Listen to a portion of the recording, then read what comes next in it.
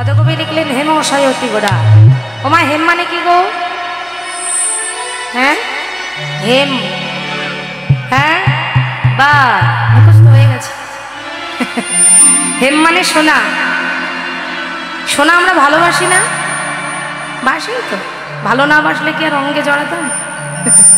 সোনাকে আমরা সবাই ভালোবাসি, আর সোনাকে ভালোবাসি জন্য আমরা সবাই সোনা নিজেদের অঙ্গে কি করি? পরিধান করি, ব্যবহার করি। সোনাকে আমরা খুব ভালোবাসি, না হলে মাথার ঘাম পায়ে ফেলে পরিশ্রম করে সোনা কেনার জন্য অর্থ উপার্জন করতাম না। হরিবল হরিবল। কারোর একটু কম, কারোর একটু বেশি, তাই না? এই সোনা যারা তৈরি করে স্যাকরার কাছে গিয়ে আপনি শুনতে যাবেন, সোনা তৈরি করতে অনেক কষ্ট করতে হয় গো। সোনাকে আগুনে দিলে গলে পীতবর্ণ হয়ে যায়, তাই না?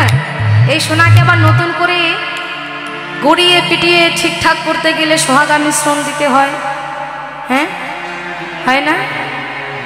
সোনাকে আগুনে দিলে তো গলে না, তার আগে তো গলে না।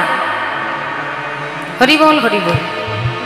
সোনাকে আগুনে দিলে সোনা গলে যায়, আর এটাকে আবার নতুন করে গড়িয়ে পিটিয়ে তৈরি করে ওজন দিয়ে তারপরে বাজারে বিক্রি হয়।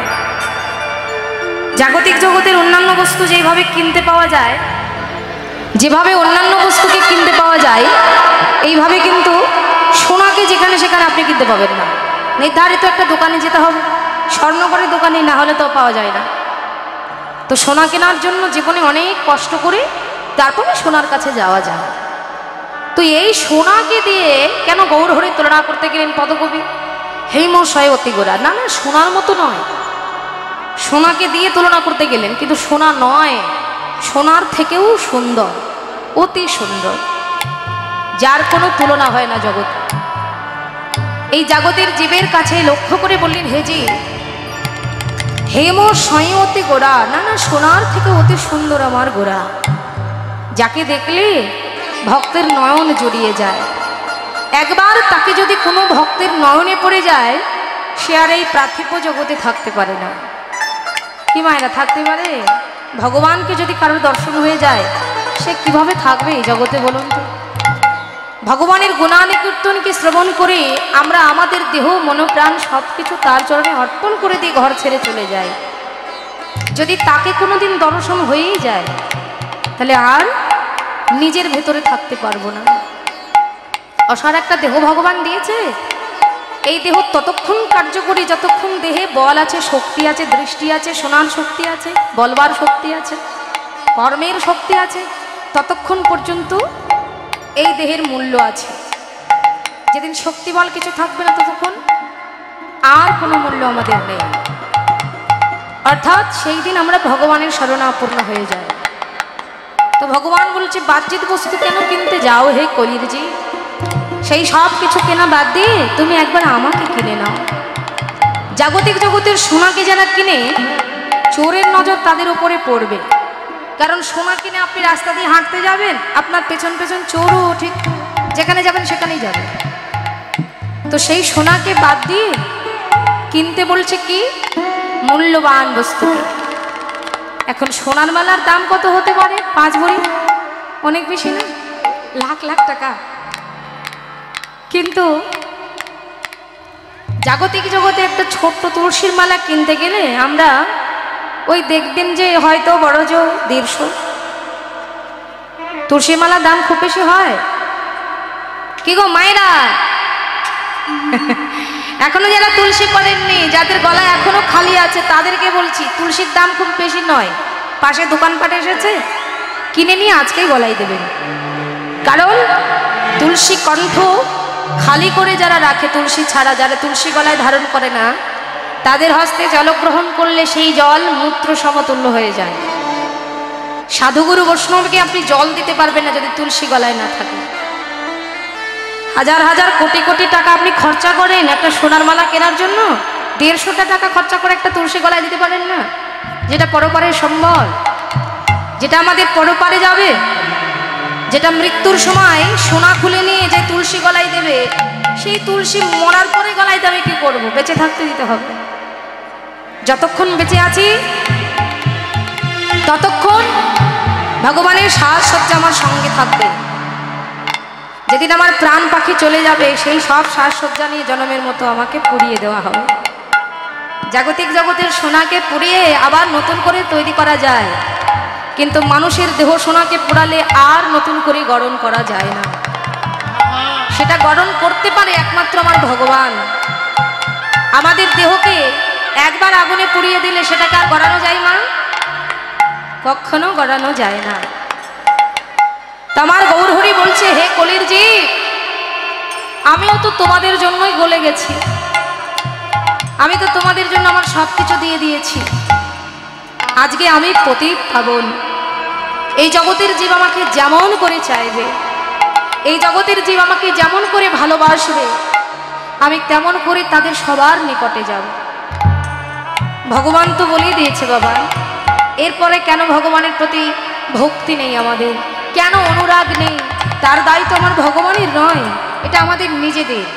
কারণ এই জাগতিক জগতে প্রত্যেকটি মানুষ মায়ার বন্ধনে আবদ্ধ হয়ে আমরা মায়ার জগতে ভুলে পড়ে আছি। মায়া পিচাসকে নিজের কণ্ঠের মধ্যে জড়িয়ে রেখেছি, কিন্তু হরিনামকে, কৃষ্ণ ভজনকে নিজের অঙ্গে জড়াতে পারি না বলে আমার গৌরাঙ্গ মহাপ্রভুকে দুটি বাহু প্রসার করে আমরা কেউ ডাকতে পারি।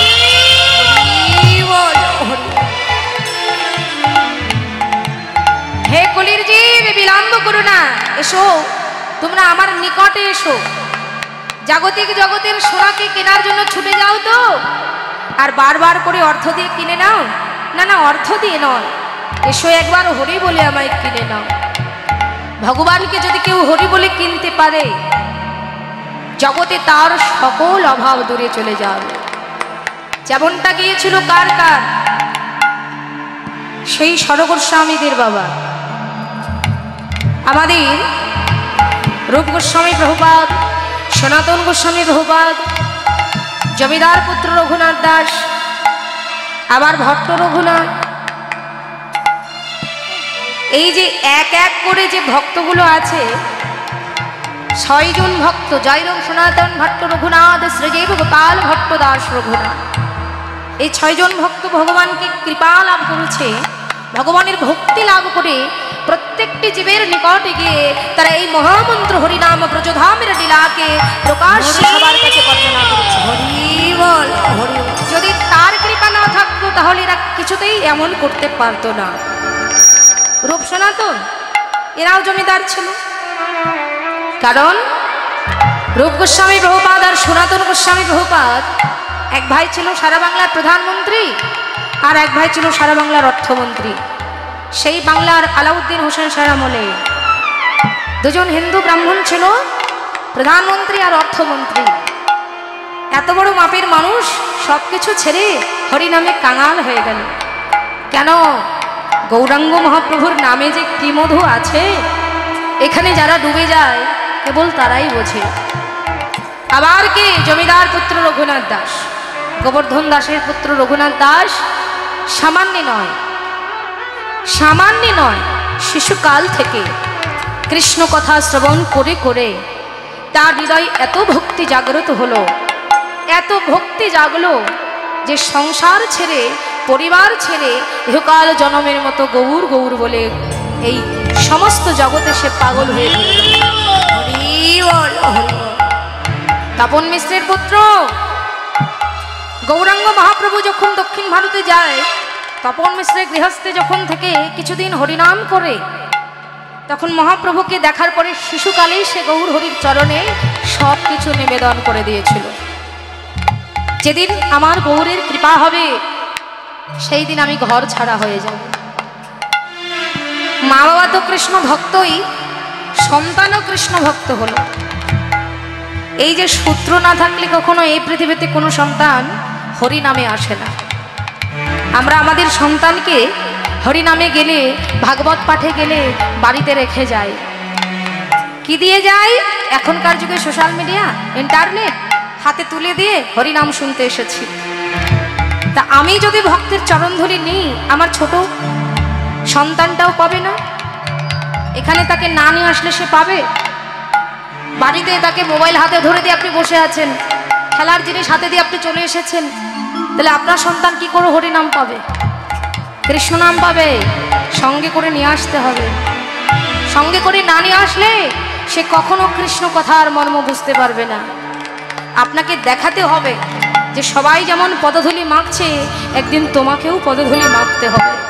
ও যদি নিজের হাতে পদধূলি নাও মাখে, আপনি মা হয়ে বা পিতা হয়ে এই ভক্তের পদধূলা থেকে কিছু ধুলা তুলে আপনার অঙ্গে, আপনার সন্তানের অঙ্গে মাখিয়ে দিলে তবু এই ভক্তের কৃপার মধ্যে থেকে একটু কৃপা আপনার সন্তানের উপরে হবে।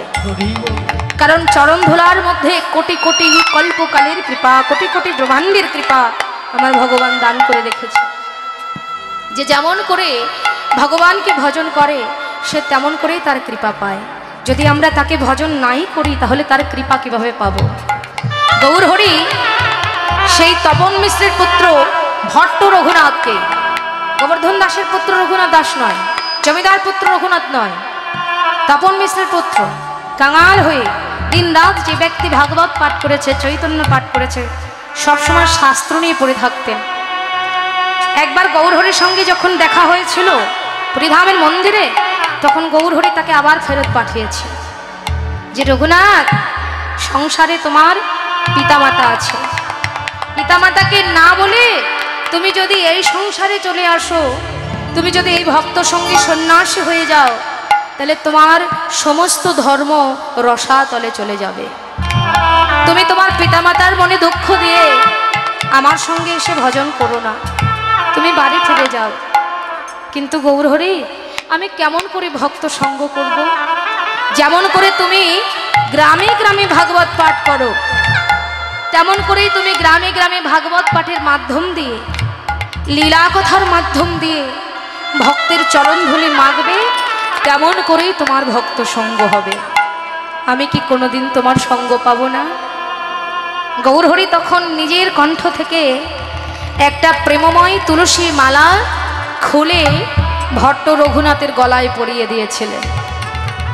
যখনই ভট্ট রঘুনাথের গলায় তুলসীর মালাটা পরিয়ে দিয়েছে, এতগুলো মালা আছে, তারপরে গৌরহরির গলা থেকে যখন মালা খুলে গৌরহরি ভট্ট রঘুনাথের কণ্ঠে দিয়ে দিলেন, সেই মালাকে বুকে জড়িয়ে ধরে বলছে, গৌরহরি, আর কিছু না হোক, আমি তোমার নিকট থেকে কিছু প্রেম ধন পেয়েছি।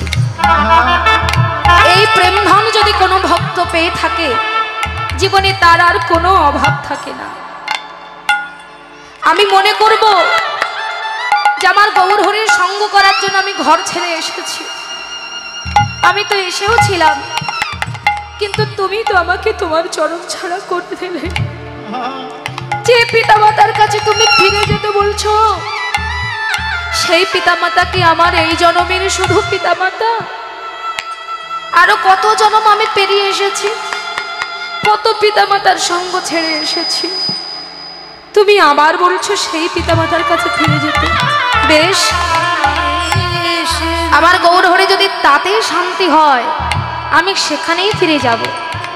কিন্তু গৌরহরি, মনে রেখো, কৃষ্ণ, তোমার ভক্ত যদি তোমার চরণকে একবার খুঁজে পায়, এই জাগতিক জগতে তাকে হাজারো কিছু দিলে তার আর ভালো লাগে না। এই সংসারে আমি আর কিচ্ছু চাই না, আমি ফিরে যাব। মাত্র আমার দেহটা এই সংসারে থাকবে, কিন্তু আমার প্রাণটা কেবল তোমার ওই চরণে পড়ে থাকবে। রঘুনাথ, শান্ত হও, রঘুনাথ শান্ত হও। আমি তোমাকে আমার নিকট থেকে একটা মালা দিয়েছি, তুমি মনে রেখো, আমি তোমাকে দূর দূর করে তাড়িয়ে দেইনি।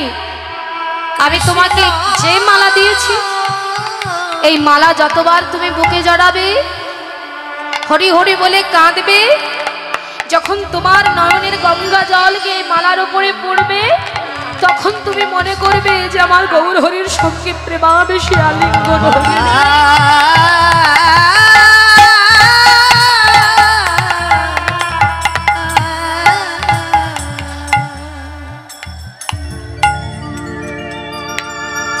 গৌরহরি আমার জগতে কেকার পিতা, কেকার মাতা, কেকার পরিবারের আপন স্বজন হয়।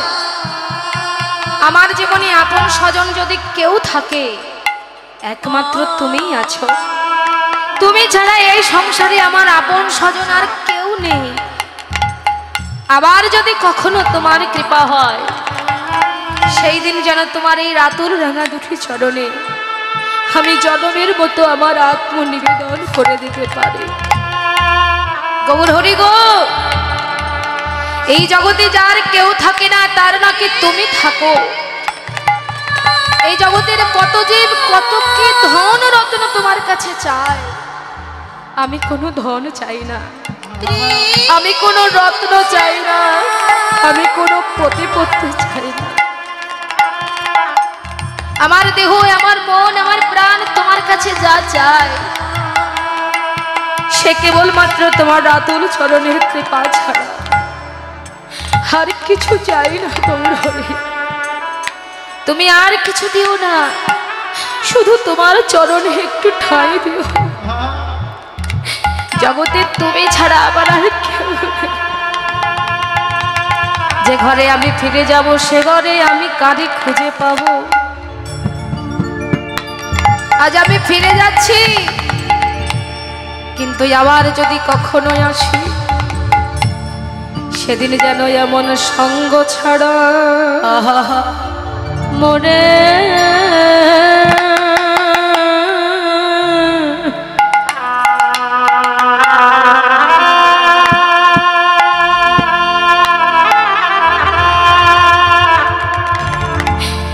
মরি তুমি করে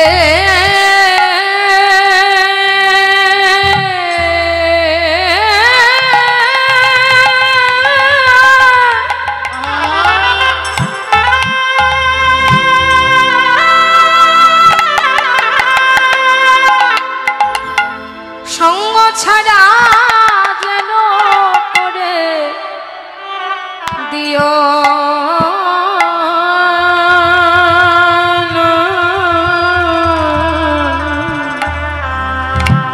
এমন সঙ্গ ছাড়া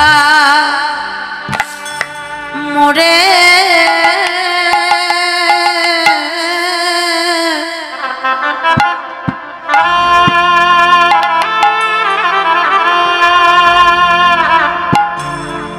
ওগো সঙ্গ ছাড়া মরে। হরি বল হরি বল তাই বল হরি মরে করে দিও না।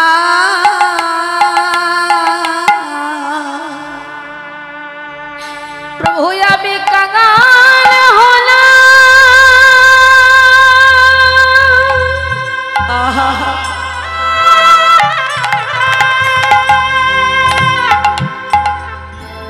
আমি কাঙাল হলাম,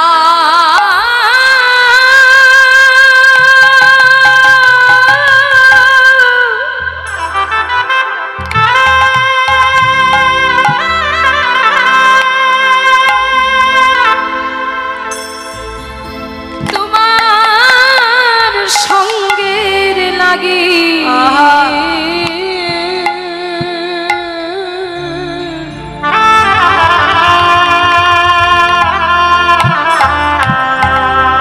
সেদিন যেন তুমি তোমার সঙ্গ ছাড়া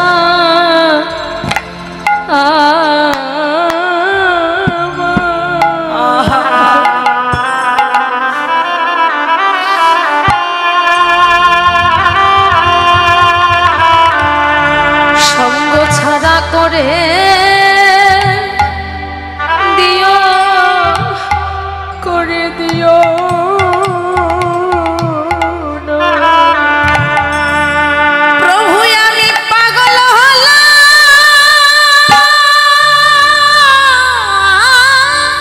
হরি বল তাই গৌর হরি। আমি কাঙাল হলাম,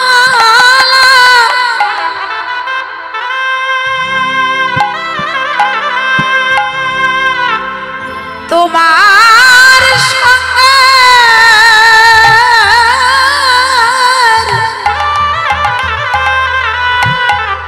তোমার সঙ্গের লাগি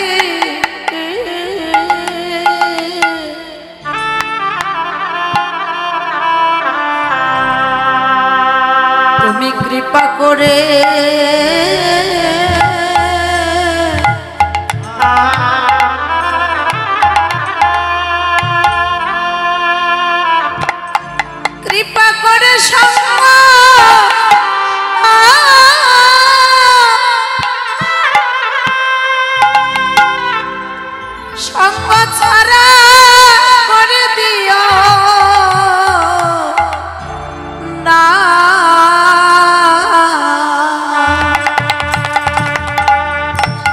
জগতে আমি কাঙাল হলাম,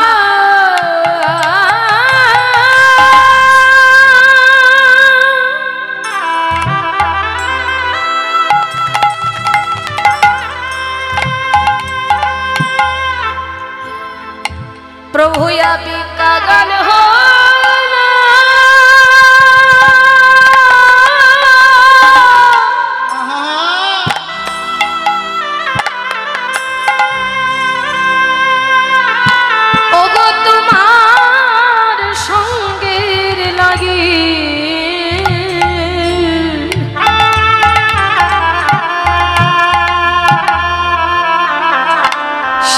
যেন তোমার সঙ্গ ছাড়া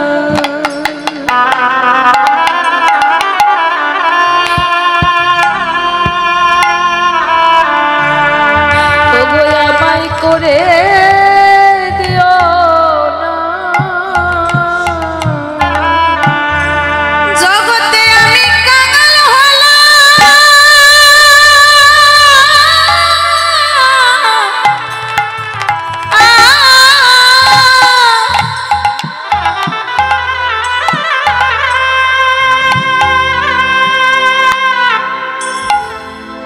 কাঙাল হলাম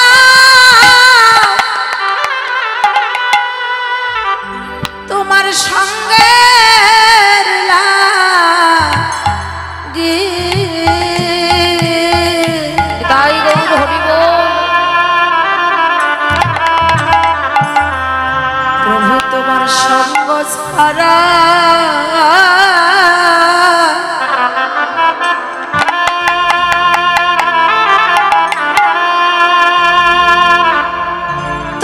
সঙ্গ ছাড়া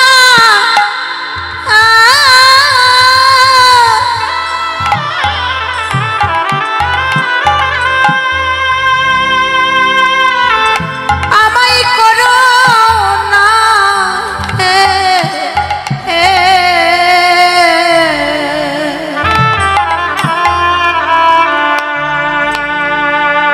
ওগো দয়ার ঠাকুর আমার,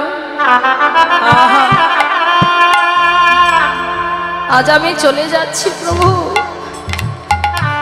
একবার তুমি কৃপা করে হেসে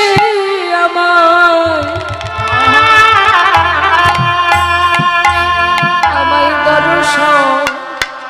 দর্শনে দিও।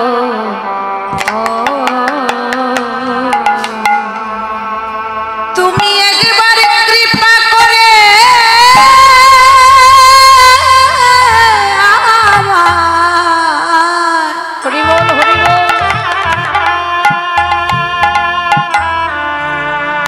আমায় দর্শন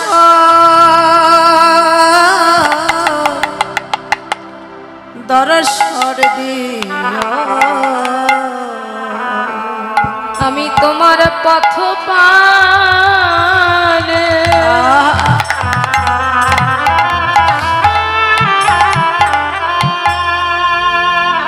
নিত্য চেয়ে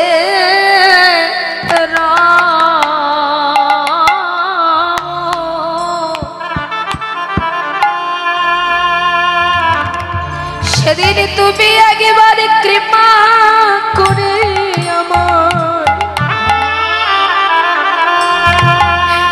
আমায় দর্শন দিও।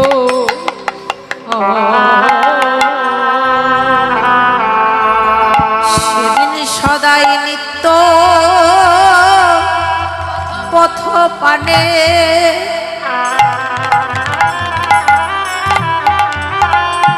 হরি হরি পথ পানে চেয়ে রব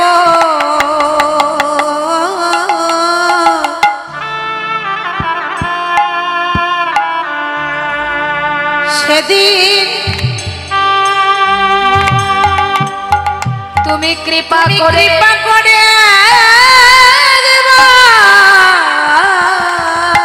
হরি হরি বল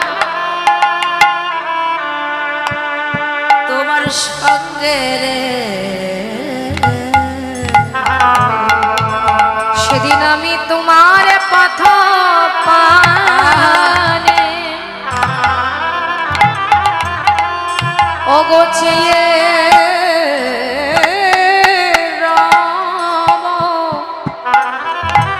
প্রভু গো সেদিন তুমি একবার এসে মোরে ওগো দর্শন